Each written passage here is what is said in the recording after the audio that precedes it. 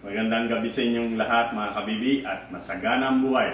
Ngayon tayo magluluto ng chicken afritada at papakita sa inyo ang sangkap o ingredients na atin gagamitin.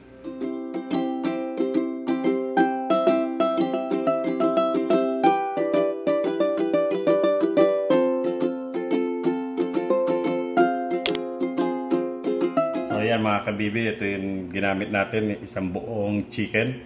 Ang maganda rito ay lahat ng parte ng chicken ay nandito. So, ganito lang gagawin natin. Lalagay natin siya rito. Ang chicken. So, lahat ng parte ng chicken nandito. Yan ang masarap kapag gumawa kayo ng chicken afritada na buong chicken. Yan. So, ang gagawin natin dito mga kabibi ay i-adobo natin. Yan lang kasimple, no? Tapos lalagyan lang natin siya ng toyo.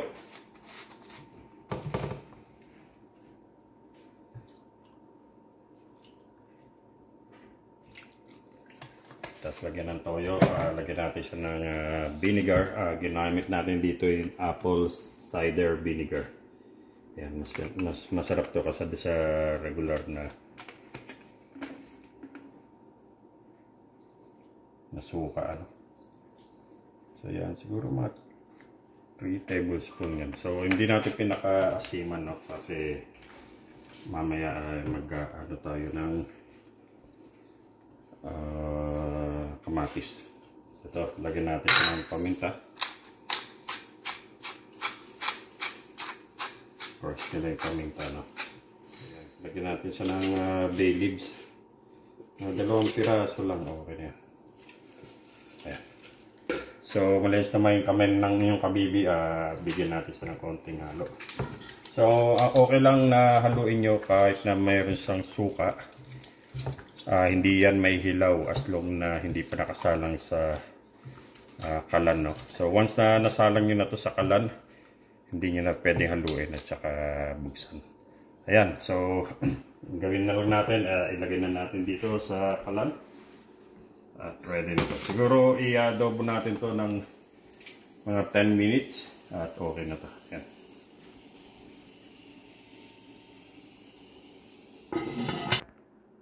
So ayan mga kabibi, nakita nyo, no, na andito na lahat ang ating sangkap na gagamitin sa chicken afritada. Meron tayo dito ang patatas.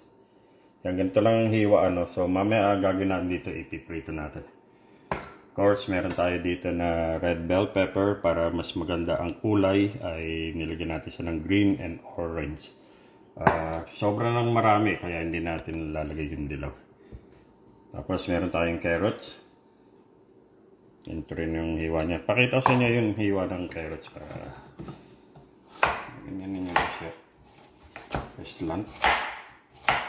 Tapos pagdalawahin nyo lang. Ayan. So para lang din kayo dito nag-miminudo, no? Basically para sa green minudo na afritada. Ayan, yung procedure. Tapos iwain na rin natin itong natirang sili, yung red bell pepper. So, may pipirito natin to ng konti. Tapos ready na yan. So, yan. Pakita ko sa inyo yung mga panggisa natin. Meron tayong kamatis, sibuyas. Iwanin natin yung the rest na kamatis. So, ginagawa ko kapag yun gagawa tayo ng sarsa sa kamatis, siwain na natin ng maliliit para madali siyang madurog, matunaw. Yan. Tapos ito rin sibuyas. Yung sibuyas, kapag maggigisa ka at lalo na yung gusto mo na hindi makikita yung actual na sibuyas, kailangan hiwain nyo ng maliit para madurog siya. Yung flavor nandun. Tapos sa bawang ganun din. At so yung bawang hiwain nyo lang siya ng maliit na ganito. Ready na yan. Ang ating panggisa. So, ngayon, I think tapos na yung ating procedure. Ang gagawin na natin sa next video or igigisa na natin. Ipiprito na natin itong sangkap na to. So yan mga kabibi, ipiprito lang natin itong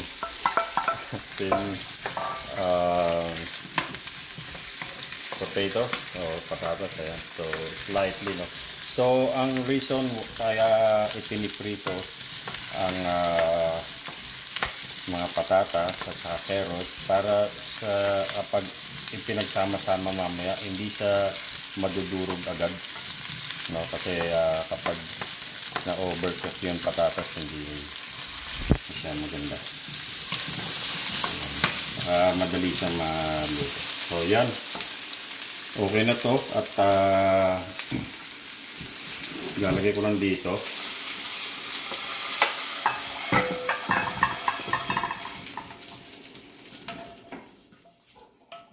Tapos sunod natin yung carrots.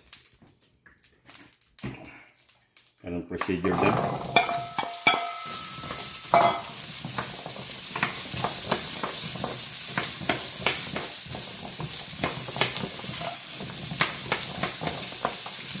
Yan, yung ano lang natin sa ano. So yan mga kabibi, ito na yung patatas, luto na siya, no? So ganun din yung carrots, okay na siya. So lagay ko lang to rito. So next ang gagawin natin ay ano yung dalawa. So slightly ano rin natin itong ano. Ito.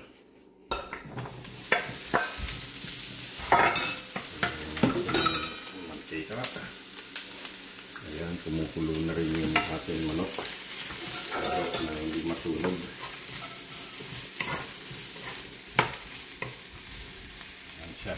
So yan, tapos na natin prituhin ang carrots, potato, and green bell pepper. Ngayon ay magigisa na tayo. Ito yung bawang. So pag-golden browning lang natin to.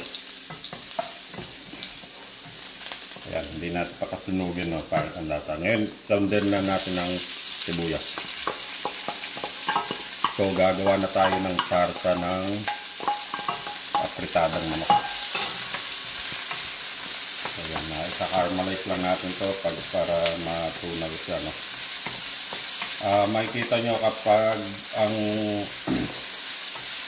onion ay maluluto na, yung aroma niya nandun na, no? Saka ayan, lalambot na siya. So ayan, nakita nyo yung sibuyas, okay na siya, no? Ilagay na natin ang kamatis. So kapag nagagawa ako ng chicken apritada, hindi ako gumagamit ng tomato sauce or tomato paste. Parang yung natural sauce niya. So ang gagawin lang natin dito, papasarsahin lang natin sa palambutin natin ang kamatis. At pag ready na tong atin, ito sa inyo. Siguro okay na to kasi hindi na nangangamoy yung suka, ano. Yan siya. Ayan.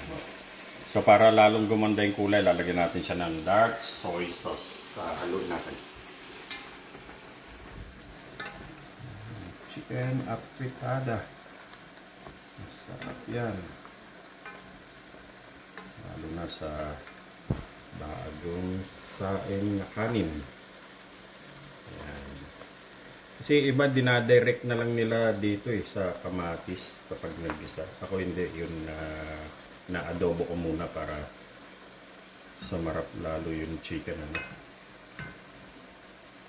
Okay. Yan siya. Ito yun atin ginigisa. So yan mga kabibi, ready na to na ilagay natin sa ginawa natin sarsa na ginisa natin na. Ayan, tumato na yun. Okay na yan. So, atin ko lang itong haluin lang natin to.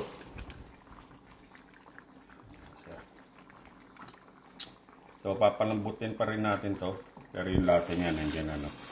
Para lalong sumarap, lagyan na natin sa konti chicken powder. So I put one in it.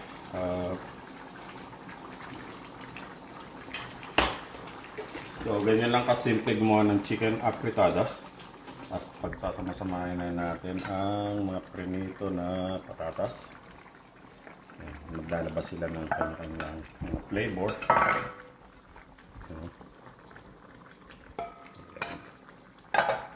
Siguro linan natin tong ano, para hindi naman siya madurog na siya.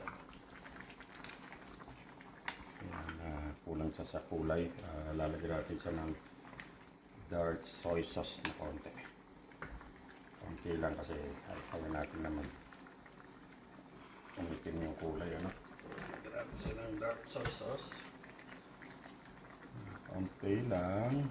I hope.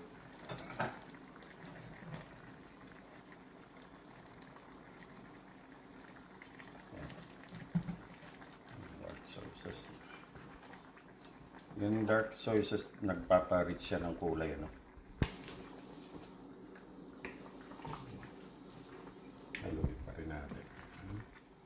Puro gamit ako ng dalawang. Sorry. Para madali.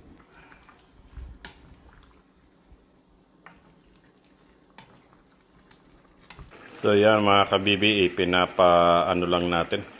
Sinisimmer pa para mag-tick pa yung sauce niya, no?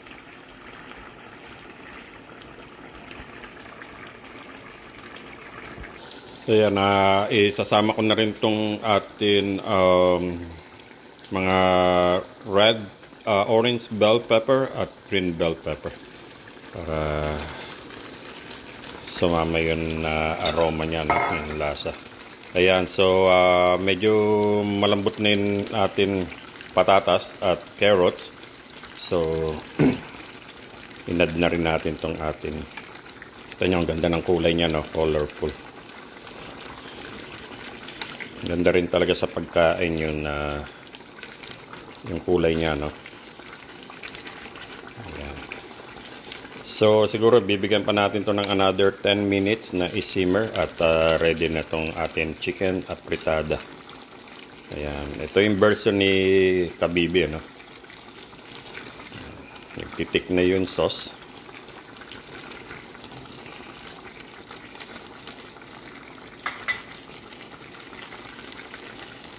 Ayan mga kabibi, pinagsama-sama natin lahat ng sangkap ng ating chicken apritada. Ayan, kita nyo yung sauce niya, nagtitik na siya, no? Colorful na siya. So I think ready na to serve. Ayan. Yung carrots, luto na siya. At ang ating patatas, green bell pepper and orange, yan ang ginamit natin. Yan, sana masundan nyo, no, kung paano natin niluto. So yan mga kabibi, pinakita ko sa inyo kung paano magluto ng napakasarap na chicken apritada. Sana'y nagustuhan ninyo at supportan ito yung video nito. Then ito yung Kabibi, Cook With Me. Kabibi, halika, magluluto tayo ng napakaraming pagkain Pilipino dito yan sa Kusina Sagasibo. Aloha, mahalo, mahal ko tayo lahat. So, kita-kita tayo ulit sa next video. Bye for now. God bless you all.